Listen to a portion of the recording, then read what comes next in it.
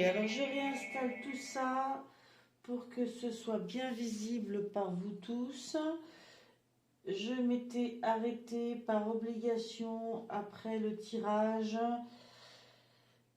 Hop, en laissant les cartes en plan pour faire quelque chose de plus urgent. J'en suis bien désolée. Je viens de me replonger dans l'ambiance qu'il y avait dans ces cartes-là. Et je vais vous en donner donc l'interprétation. J'avais pris des notes, heureusement, le jour même. Hop là.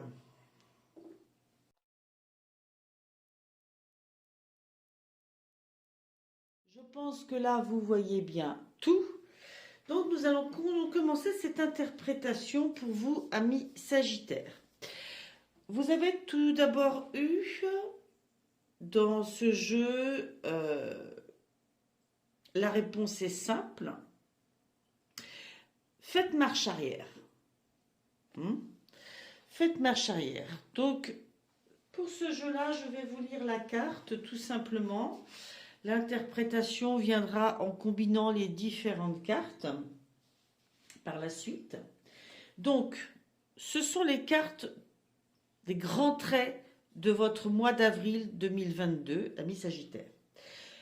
Dans ce jeu-là, on fait la différence entre l'ego, qui est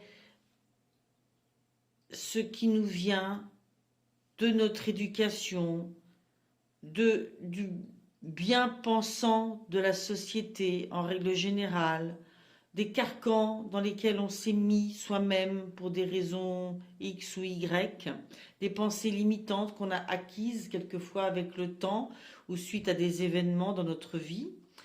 Donc, tout ça, c'est un carcan que ce jeu appelle l'ego, qui nous bloque, qui nous limite et qui surtout ne nous permet pas d'être en contact avec notre esprit. Et donc, en parallèle, il met l'esprit qui, lui, est vraiment ce qui vit en profondeur en nous. C'est notre essence, c'est qui on est en profondeur. Donc là, cette carte vous dit que votre ego vous a conduit à une impasse. Votre ego vous a conduit à une impasse. Vous êtes en train de suivre une ligne de pensée, de choisir une voie ou de vous impliquer dans des choix qui ne vous servent pas et ne reflètent pas votre esprit. Arrêtez d'aller dans cette direction et faites marche arrière. Demandez-vous pourquoi suis-je en train d'abandonner ce que je suis? Qu'est-ce que je compte obtenir en ignorant ma vérité intérieure? Si vous êtes honnête envers vous-même, vous reconnaîtrez que le chemin que vous avez emprunté ne pourra rien vous apporter de bon. L'ego minimisera l'importance d'être sincère envers vous-même, insinuant que c'est un outil de survie nécessaire que de suivre la vie du groupe ou de continuer à faire ce que vous êtes en train de faire. Mais cela est faux. Et vous le savez. À un moment donné, vous avez perdu la foi et vous vous êtes aventuré sur le mauvais chemin. Heureusement, il n'est pas trop tard pour faire marche arrière, inverser les choses et repartir sur la bonne voie. Il n'est jamais trop tard.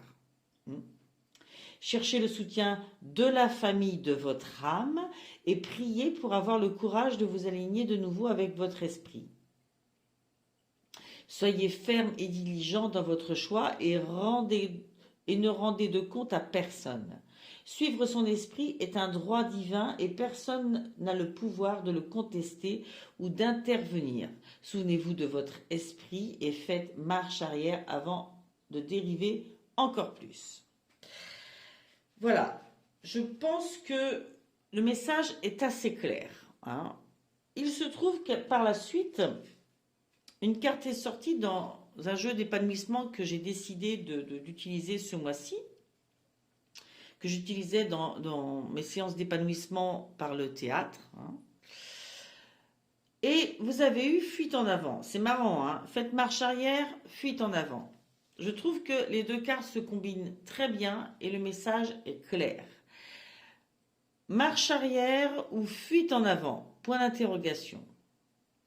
Deux manœuvres opposées pour un même ressort psychologique, l'évitement. À se jeter en avant, on évite de prendre un problème à bras-le-corps. Fuir en avant, c'est un peu comme courir pour ne pas tomber. Que fuyez-vous? Sachez qu'on ne fuit jamais tant une situation que l'émotion qu'elle provoque en nous. Gagner en conscience de soi augmentera votre confiance en vous. Gagner en conscience de soi augmentera votre confiance en vous. Alors là, clairement, si je fais le lien entre les deux, on vous demande de reprendre confiance en vous, en ce que vous êtes profondément, de laisser tomber les propos extérieurs, toutes les leçons de morale et compagnie, aucun intérêt. On vous demande de vous fier à ce qui vit en vous et de recroire en ça et d'aller vers ça. De choisir la route qui était la vôtre. C'est pas forcément tout chamboulé dans votre vie, c'est quelquefois un choix professionnel ou de lieu de vie, ou peu importe. Vous aviez des objectifs, des choses qui vivaient en vous, et pour des raisons diverses et variées, vous vous êtes dit non. Je ne peux pas me lancer là-dedans, c'est pas possible. Ça, je ne peux pas le faire. Ce choix-là, je ne peux pas me laisser aller à le faire. Et vous avez probablement eu tort parce que vous vous êtes perdu un petit peu en cours de route. Faites marche arrière, ce labyrinthe, cette notion de s'être perdu. Alors, ça arrive à tout le monde et sans arrêt. Il y a juste un temps à mettre en place, à utiliser pour se retrouver. Souvent, quand on fait ça, c'est ce que vous dit la deuxième carte, c'est qu'on fuit une émotion, peut-être, qu'on a pu ressentir préalablement dans l'enfance ou autre, où on vous a transmis des peurs par rapport à certaines idées. Et donc, c'est ces émotions-là que vous fuyez. Et vous n'avez pas à avoir peur. Clairement, vous n'avez pas à avoir peur. C'est ce qu'on vous dit. Ensuite, je demande toujours une arcane majeure avec le tarot de Gulliver. Et il y en a 2 qui sont sortis. 2. Vous avez eu le soleil et la maison Dieu.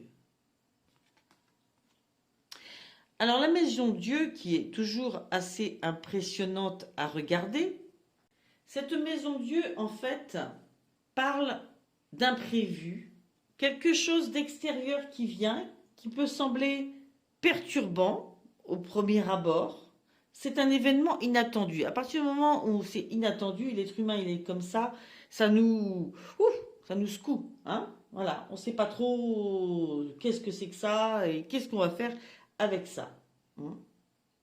Mais en fait, cet événement, et c'est ce qu'annonce la Maison Dieu, cet événement, il est là pour se délester de certaines choses, de certains fonctionnements dont on n'a pas besoin, dont on n'a plus besoin, qui ne nous servent pas, de s'en délester pour, au contraire, amorcer du nouveau, un nouveau fonctionnement, une nouvelle façon de penser.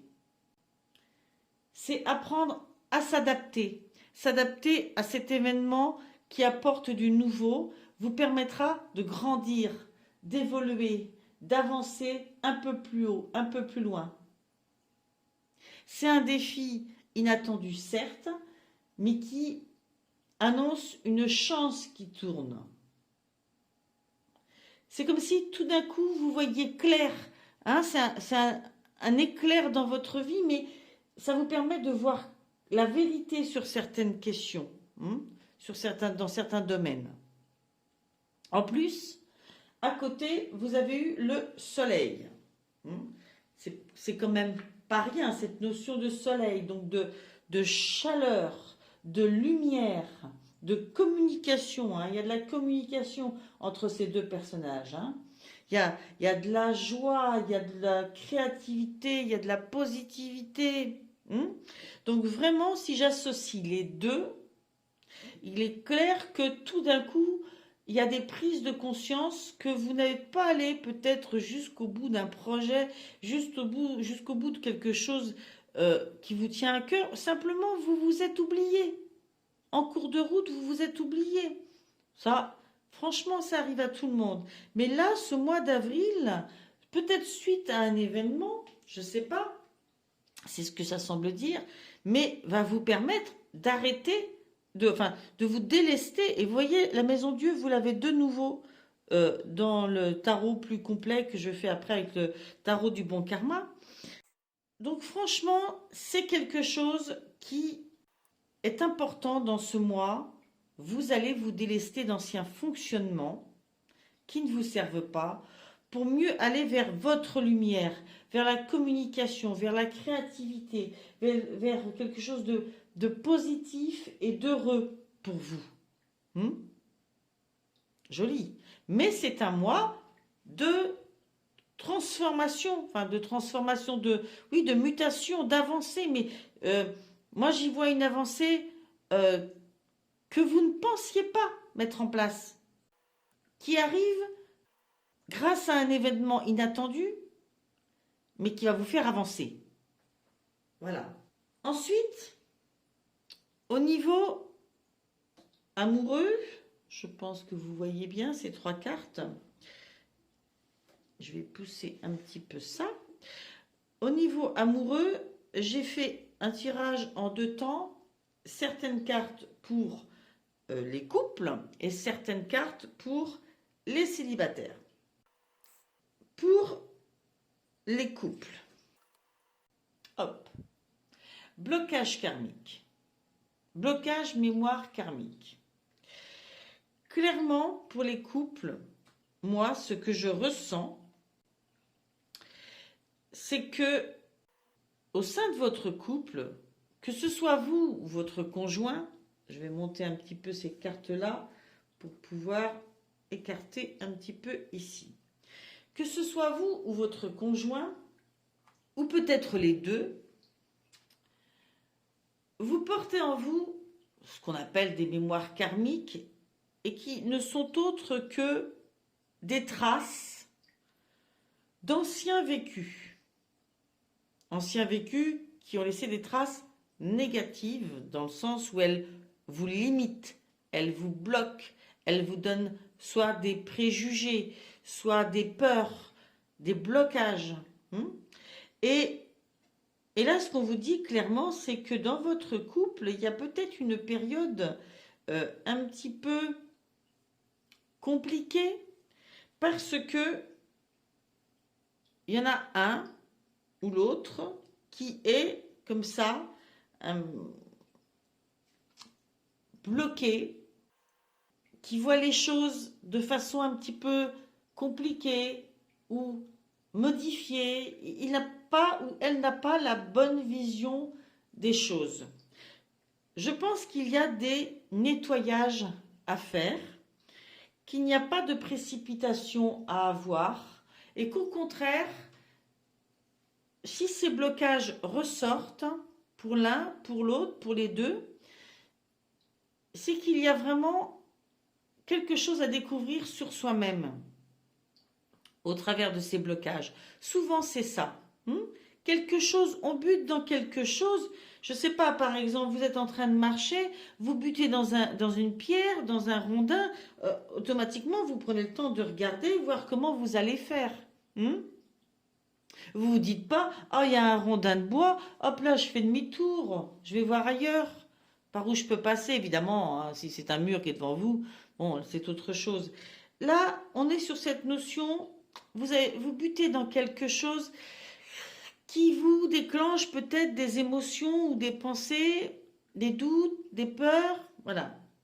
Mais il faut prendre le temps de faire des nettoyages énergétiques, peut-être d'aller voir quelqu'un, de discuter sur ça, de chercher à comprendre, et pour pouvoir se débarrasser de ces blocages qui, de cette façon-là, ne vous bloqueront plus. Après, il sera toujours temps de voir où en est ce couple. Mais moi, je ne ressens pas d'urgence, de difficulté majeure. Je ressens un besoin de nettoyage, de compréhension de ce qui se joue à l'intérieur de l'un, de l'autre ou des deux. Je vais vous lire la carte En ce moment, il y a des blocages karmiques qui perturbent, voire empêchent la réalisation de tes projets sentimentaux. Tu t'en rends compte car malgré tous tes efforts, rien ne se passe comme le voudrait ton petit cœur. Cela t'angoisse et te met en colère, ce qui est tout à fait normal. Tu as besoin d'un nettoyage énergétique car tu as dans ton cœur énergétique des mémoires qui sont bloquantes. C'est ce que je vous disais. Si tu as déjà commencé un travail énergétique, celui-ci n'est pas terminé, il faut continuer. Tous ces blocages dans ta vie extérieure et dans tes interactions avec les autres ne sont pas prévus. Ce sont tes propres mémoires karmiques qui te pèsent et qui sont des barrages à la rencontre ou à l'harmonie que tu recherches. Si tu ne guéris pas ces mémoires, tu resteras dans cette situation stagnante, dans l'impasse. Si, et seulement si, tu ne procèdes pas à la guérison de ces mémoires. Un seul soin peut suffire, donc tes guides t'invitent à aller vers ce processus de libération qui sera plus que salvateur pour toi. Vous voyez, on vous encourage à ne pas avoir peur de ça et à travailler sur ça pour pouvoir enlever ce rondin de bois ou cette pierre dont je vous parlais tout à l'heure, qui vous bloque. Pour les célibataires, vous avez eu ces deux cartes-là. Ton âme sœur n'est pas prête et une autre personne perturbe la relation. Moi, il est clair qu'en voyant ça, je me dis, soit que vous connaissez déjà quelqu'un, mais que rien ne se déclenche avec cette personne-là, ça n'avance pas, probablement parce que l'un de vous deux subit une pression de la part d'une autre personne qui empêche le démarrage peut-être d'une relation. Peut-être que l'un des deux est avec quelqu'un ou vient de terminer une relation qui lui a laissé des traces, qui l'empêche de se relancer tout de suite dans une autre relation. Je pense que vous connaissez votre âme sœur, parce qu'on parle bien de votre âme sœur, donc d'une relation potentiellement très intéressante pour vous. Mais cette âme sœur, pour l'instant, n'est pas prête. Ça va se faire, mais il va falloir de la patience et que chacun, de son côté, mette tout en place pour se préparer pour cette relation à venir.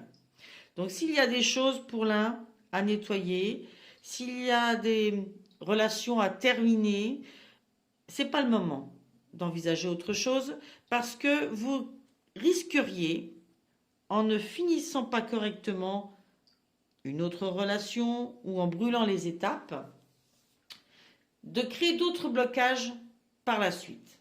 Je vais vous lire les cartes. Tes guides te demandent de faire preuve de patience car il y a des synchronicités qui doivent se mettre en place. Ton âme sœur n'est pas encore prête, elle peut déjà faire partie de ta vie, mais elle n'est pas prête, donc elle ne peut pas t'apporter ce que tu attends pour l'instant. Il faut que tu lâches prise et que tu fasses confiance à l'univers. Mais si tu essaies de brusquer les choses, alors les blocages et les retards seront amplifiés. Ton âme sœur a des choses à régler avec elle-même, que ce soit en lien avec ses émotions ou dans les événements extérieurs de sa vie. Mais elle n'est pas encore prête à suivre de façon calme et posée la relation que tu attends. Tu dois donc être patient. Accueille à bras ouverts ce qu'elle peut t'apporter aujourd'hui sans en attendre davantage et laisse-la venir à toi. Il faut que tu avances à la même vitesse qu'elle. Les nœuds vont alors se dénouer. Voyez que vraiment des choses, des synchronicités vont se mettre en place automatiquement pour que vous puissiez démarrer cette relation quand ce sera le moment. Il faut faire confiance à l'univers. Ça, c'est important. Il ne faut pas croire que vous allez chercher les choses. Les choses, bien souvent, viennent à vous, viennent devant nous. Quelquefois, on ne sait pas les voir, justement parce qu'on a des blocages ou les choses ne se font pas parce qu'on n'est pas prêt, parce qu'il y a des choses qui restent à régler. Et heureusement, le destin, la plupart du temps, nous permet de les régler, de prendre le temps de les régler. Donc, c'est le cas ici. Il y a une autre personne qui perturbe la relation. Si tu es en couple avec une personne, alors on te dit bien que quelqu'un perturbe votre bonheur et votre stabilité. Là, ce n'est pas le cas. Cela peut être une personne directement ou cela peut être le fantôme d'une personne d'une relation passée. C'est ce que je vous disais. Mais il y a l'énergie d'une autre personne qui perturbe l'équilibre émotionnel de la relation. Il va falloir en discuter et surtout effectuer les changements qui s'imposent. Car si les choses restent en état, la relation ne pourra pas avancer. Donc, c'est ce que je vous disais tout à l'heure. Et il est probable que ce soit votre âme sœur qui ait ce travail à faire. Mais, voilà, ce peut être vous aussi. En tout cas, il y a un nettoyage sur une ancienne relation ou une relation qui se termine, qui doit être fait complètement pour que votre rencontre, les synchronicités de votre rencontre, je parle de rencontre amoureuse parce que visiblement, vous la connaissez. Mais quelquefois, on ne voit pas, ça peut être quelqu'un qu'on a croisé, qui fait partie de façon plus ou moins lointaine de notre cercle de connaissances. Voilà. Écoutez, je pense qu'il y a vraiment, pour les deux, que ce soit en couple ou en célibataire, des choses, des nettoyages à faire d'une façon ou d'une autre, mais que ça présage aussi du bon derrière, après ces nettoyages. Ensuite, nous allons passer à la sphère professionnelle, avec les cartes du jeu Mission de vie d'Isabelle Serf. D'ailleurs, je ne vous avais pas montré, j'attrape le petit livre, pour les relations amoureuses, j'avais utilisé les cartes, le chakra cœur d'Isabelle Serf aussi. Ce sont mes choix de jeu pour ce mois-ci. Alors, au niveau professionnel, vous avez eu le chaman, l'éveilleur éclairé et le généreux du savoir. Alors, le généreux du savoir, on est clairement dans le fait de transmettre du savoir, des connaissances. Je vais commencer par cette carte-là. Au fur et à mesure, on va faire une synthèse en fait des trois cartes. Parce que je demande toujours une ou deux cartes. Et là, il en est sorti trois d'un coup. Donc pour moi, c'est une synthèse des trois qui est intéressante à faire. Donc pour le généreux du savoir, pardon. On vous dit, tu es une âme avec un chakra de la gorge qui est très fort et très puissant. Ta mission de vie est en lien avec le fait d'apprendre aux autres des choses très importantes. Cela n'est pas forcément en lien avec la spiritualité, mais tu as une âme qui a de très grandes capacités de communication en elle et tu es fait pour être dans l'apprentissage, pour apprendre aux autres. Pour être complètement connecté avec ta mission de vie, il faut que tu nourrisses ta curiosité et surtout, il faut que tu aies confiance en toutes les idées et les envies que tu as en lien avec la découverte de nouvelles choses. Vous avez besoin de travailler sur cette curiosité, cette envie d'apprendre. Tes guides te disent bien que tu es un enseignant et que chacune de tes cellules a acquis beaucoup de connaissances lors de tes vies antérieures. Donc, prends le temps de laisser ce savoir revenir dans ta conscience et surtout, prends des décisions en lien avec ta mission de vie. Donc, vous voyez que cette notion de transmettre, de transmission, est très importante pour vous. Elle vit quelque part en vous. Vous avez besoin d'apprendre pour transmettre. Pour vous, quand vous apprenez des choses nouvelles, quand vous lisez, c'est un besoin pour vous de pouvoir transmettre à d'autres votre savoir. Et ça vous vient de l'intérieur, c'est quelque chose qui vit en vous. Vous avez eu l'éveilleur éclairé. L'éveilleur éclairé vous dit, tu es une âme qui fait partie de la lignée karmique des éveilleurs éclairés. Tu es une âme qui a de très grandes capacités manuelles. Tu es une âme qui a besoin d'être dans le concret et les idées abstraites peuvent t'effrayer. Tu es une âme qui trouve toujours une solution à des situations très compliquées et tu as un lien très fort avec la nature.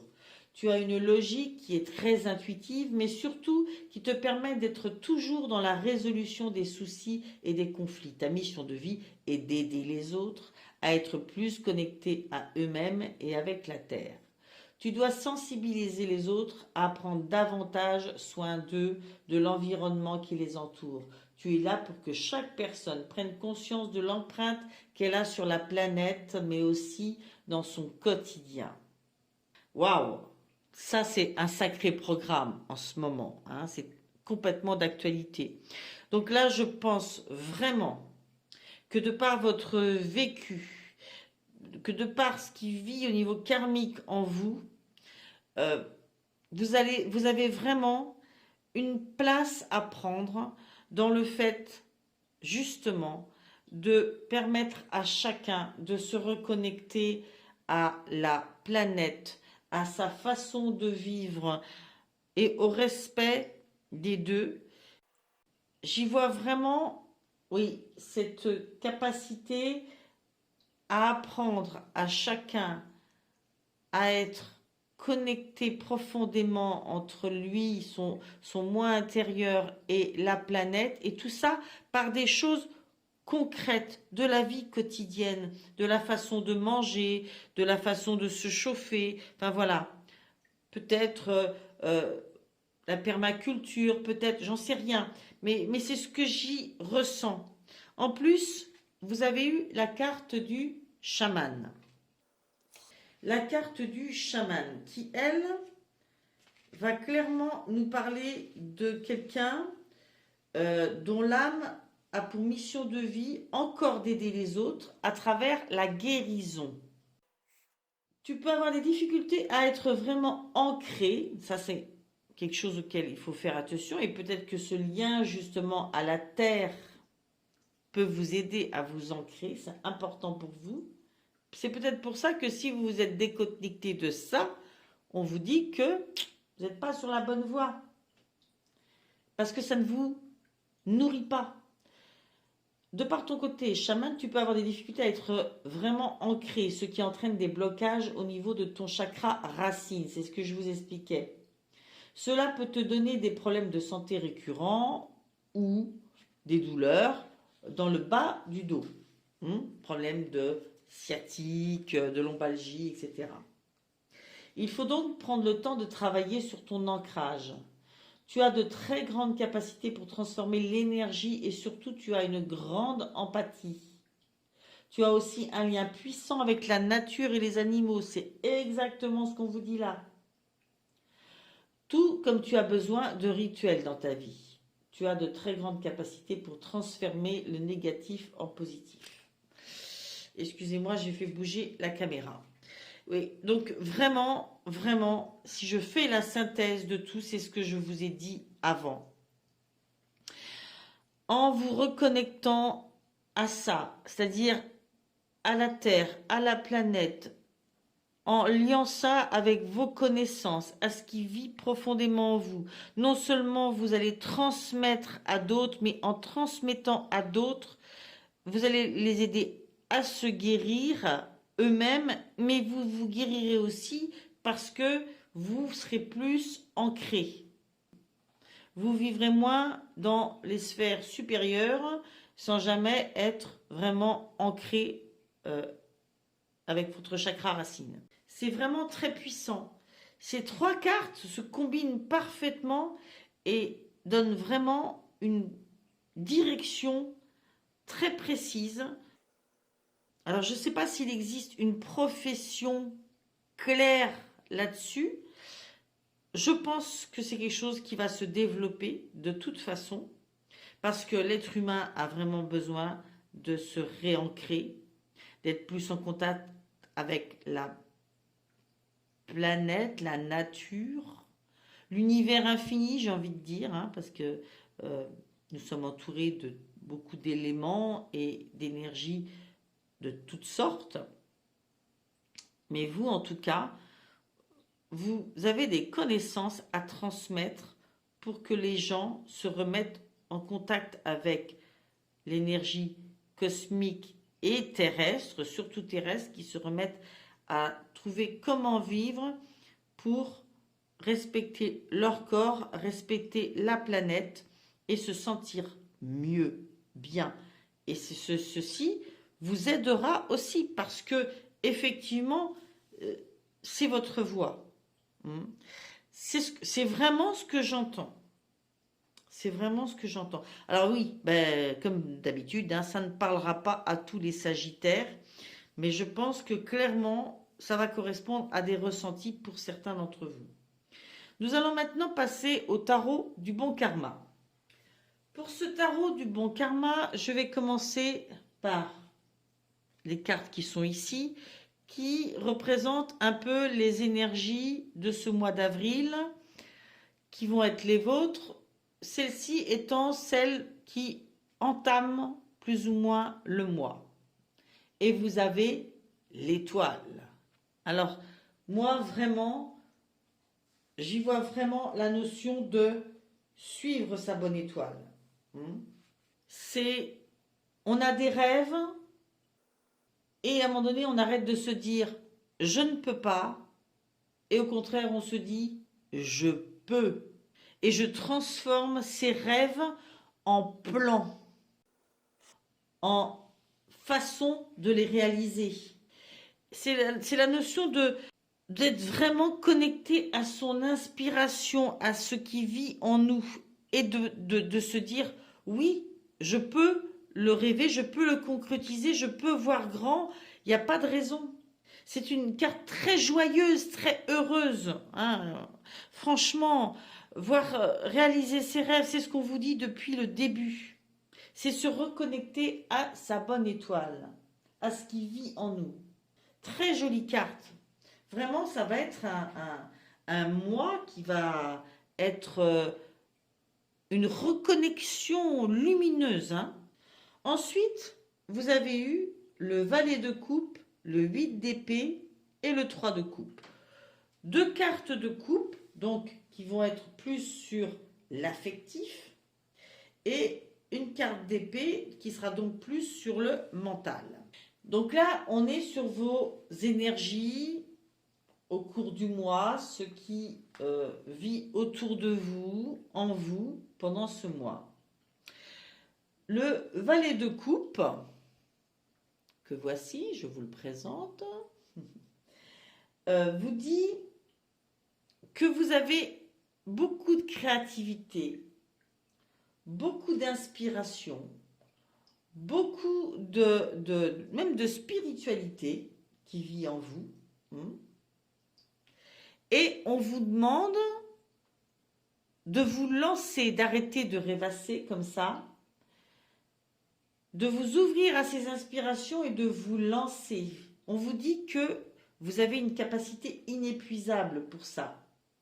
Je pense que vous pouvez vous attendre à un événement qui va vous ouvrir les yeux et vous obliger à reconsidérer ce qui vit en vous, à sentir que vos rêves sont importants et que vous devez de les réaliser.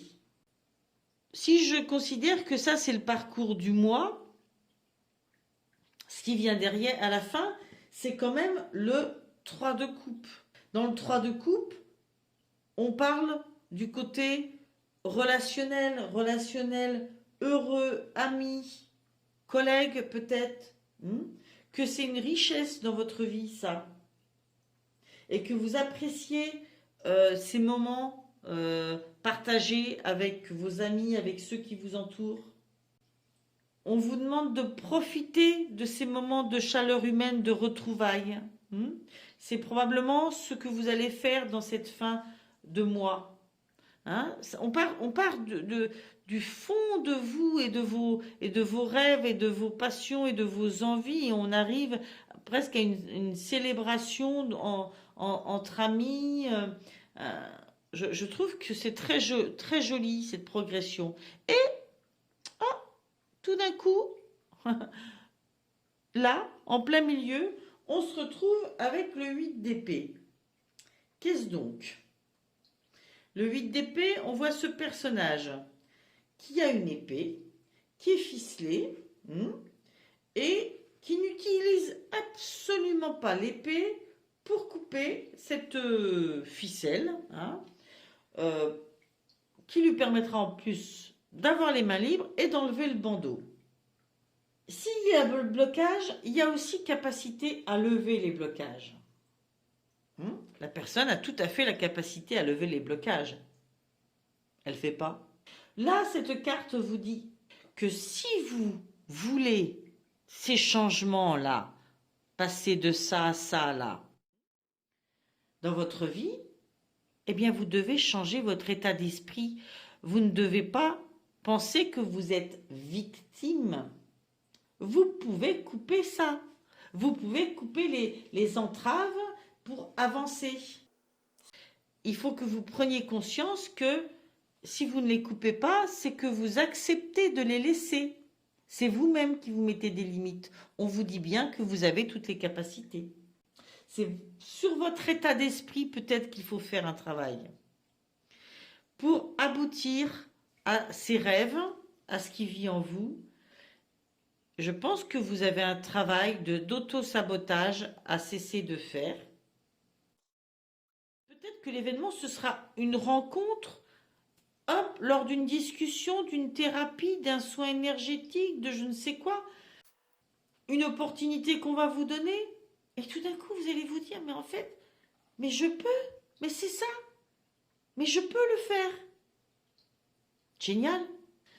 Ensuite, pour ces cartes-là, nous avons ce qui joue en votre faveur et ce sur quoi il faut travailler. Je vais commencer par ce sur quoi il faut travailler. Vous avez eu l'empereur et la tour, comme ici. Cette tour, comme je vous le disais tout à l'heure, les deux sont des arcanes majeurs. Donc c'est vraiment une prise de conscience importante et générale sur votre vie. L'empereur, c'est la capacité à passer à l'action. On a fait les plans, on passe à l'action. On se positionne comme conquérant, on défend ses intérêts, on prend le contrôle. On prend le contrôle. Et comme elle est sortie avec la tour, j'ai envie de dire que cet événement, comme je vous disais là, cet événement, quel qu'il soit, ça peut être simplement une prise de conscience, mais justement, c'est ça qui va déclencher cette prise de contrôle dans votre vie. Donc, si je le remets maintenant en position de ce qu'il faut travailler, c'est avoir confiance dans le fait que cet événement est là pour ça et à reprendre les rênes, à pas se sentir victime, bloqué comme ici. C'est ça. C'est je sais me délester de ce qui ne me sert plus et au contraire, je reprends un cours des choses que je maîtrise même mieux et qui va me propulser en avant. Vraiment. À côté de ça, vous avez eu le 5 de bâton. Le 5 de bâton, vous voyez ces deux personnages-là qui se tournent un petit peu le dos. En fait, c'est comme si j'entendais là-dedans que il y a peut-être des gens qui vont vous tourner le dos, peut-être des relations qui vont se terminer ou peut-être ne pas accepter votre mutation. Ça peut être simplement des relations que vous avez dans un travail et si vous changez de façon de faire, ça ne va pas leur plaire. En tout cas, on vous demande de ne pas vous focaliser trop là-dessus, de minimiser vos pertes, d'essayer de pas rentrer dans des colères ou dans des bagarres ou voilà, de ne pas se laisser submerger par ses émotions, hein, c'est ça. Que vous ne déclenchiez pas des disputes et tout qui vont vous mener à rien d'autre que de la peine, hein, voilà. Donc ne pas se laisser submerger par ses émotions, hein. Minimiser ses pertes. Être peut-être plus rationnel, plus détaché. Ce qui ne veut pas dire que vous n'en avez rien à foutre de rien, mais vous avez un objectif, simplement, vous le suivez dans le respect de vous-même, mais aussi dans le respect des autres. Vous n'avez pas à rentrer dans des discussions, des disputes et tout, ça ne vous servira à rien, ni pour maintenir une relation de force, ni pour prouver que vous avez raison. Non, soyez beaucoup plus serein, calme. Gardez simplement un côté rationnel, logique, et respectez le fait que certains ne seront pas d'accord, mais vous continuez, parce qu'on est dans l'action, dans le bâton, hein, continuez votre route. Continuez votre route envers contre tout, mais sans bagarre. Voilà, moi j'y vois que ça. C'est peut-être ces choses-là dont on se déleste, mais c'est même pas sûr. J'y vois plus que vous délestez de choses intérieures, de blocage, mais quelquefois les gens peuvent s'éloigner parce qu'ils ne sont pas d'accord, mais ça revient après. Les choses qui jouent en votre faveur. Vous avez eu le jugement et vous avez la reine de bâton. Le jugement est encore une arcane majeure. La reine de bâton, j'y vois, voilà. Pour moi, tout ça va ensemble et tout ça va ensemble. Côté à travailler, côté ce qui joue en notre faveur. Je vais commencer tout de suite par la reine de bâton qui vous dit, ce personnage transforme ses rêves en aventure, hein, et elle est sur la route, quoi, et elle apprécie ce qu'elle a à vivre, hein, dans cette route de construction, de créativité. En même temps, elle reste sur ce chemin créatif, elle y croit, elle va vers ses rêves, mais son énergie n'est pas une énergie de bagarre, c'est une énergie de passion sûrement pour ce vers quoi elle va, mais avec beaucoup d'amour aussi, hein, avec beaucoup d'affect. Moi, je pense que c'est quelqu'un, quand on le voit ou la voit, on se dit waouh, elle irradie l'envie de faire comme elle, quoi, hein, de suivre son exemple. Elle a sa lumière intérieure qu'elle suit, comme ça, hein, cette espèce de boussole qu'elle a autour du cou, là, qu'elle suit, voilà, et elle n'en est pas agressive avec les autres, bien au contraire, mais elle suit son rêve, son aventure, et elle en apprécie chaque instant, chaque pierre posée, qui a pu comporter aussi son lot de travail, de difficultés, elle le savoure. Et on le sent, ça irradie de cette personne-là. Donc ça, ce sont vos points forts. C'est probablement ce que vous allez un peu être capable de dégager, hein, de transmettre, de transpirer. Et donc, le jugement, c'est le fait d'être honnête avec soi-même. c'est être honnête avec soi-même, avec avec ce que l'on est profondément, avec ce qu'on veut. C'est comme s'il y avait une voix intérieure qui nous disait, mais oui, mais c'est ça ma voix, c'est ça que j'ai envie d'incarner maintenant. Il y a quand même une notion de nouveau, d'élévation, d'avancée. Ouais, c'est ça. Ça va avec ce qu'on a vu avant, hein. C'est une avancée, c'est une élévation parce que vous êtes en contact avec ce qui vit en vous. Et ça, c'est dans ce que c'est vos points forts. Donc vraiment, vous êtes capable de traverser de façon très lumineuse cette période de peut-être qui peut paraître comme une période de remise en question, d'événements euh, peut-être perturbants au premier abord, mais franchement, non, moi j'y vois une belle progression, hein, vraiment, hein, avec juste des nettoyages, des levées de blocage à faire. La dernière carte qui est un peu ce qui vient à vous à la suite de ce mois, c'est l'As de denier. L'As de denier, je vais vous la montrer. Voilà.